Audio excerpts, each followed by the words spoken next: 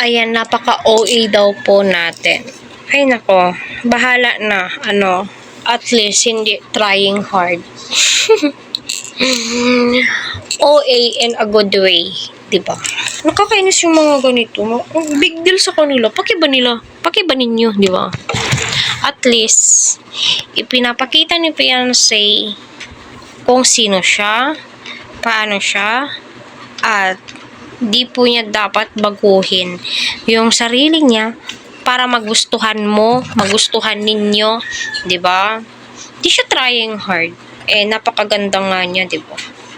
Kaya sa mga basher dyan, tulog nyo lang yan, no? Para paggising nyo, baka mas maganda na kayo kay fiancé. Charis. Ayan, hello po Team Edsy, So, buti pa yung iba, no?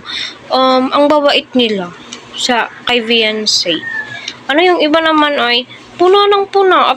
Akala mo apaka-perfect nila, 'di ba? Akala mo talagang sinong santa-santahan, 'di ba? Ibang santa pala 'yun, no? Kaya ako, no, kahit na sabihin mo i-ignore nyo lang yan mga basher ni fiancé ganito. Kung below the belt, i-ignore mo na. Kasi nga daw, one kalingap,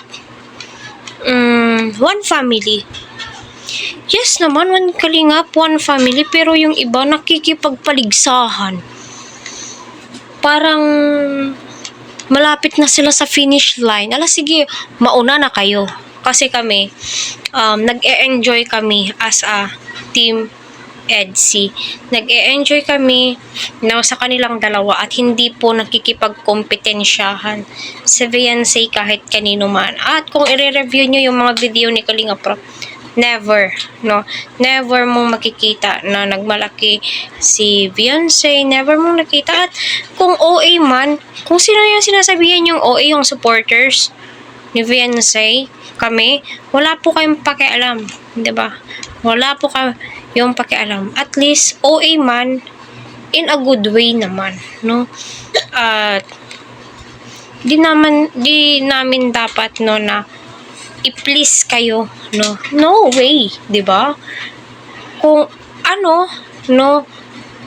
kami nga, di nga kami nakikialam, di kami nakikialam sa inyo. Wala kaming pake.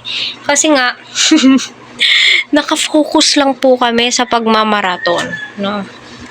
Sa panonood ng Edsy, yun po yung main focus namin, no? Wala kaming pake sa mga issue po ninyo, pero wag naman yung below the belt, yung hanash ninyo kay fiancé, itulog nyo lang yan. Kulang lang kayo sa tulog. Kakapuyat nyo yan. Kakapuyat nyo yan. Buti pa yung iba, no, malawak yung kaisipan po nila. Pero yung iba, napakakitid ng utak. Kaya go lang fiancé, andito lang kami sa mga suporta sa'yo.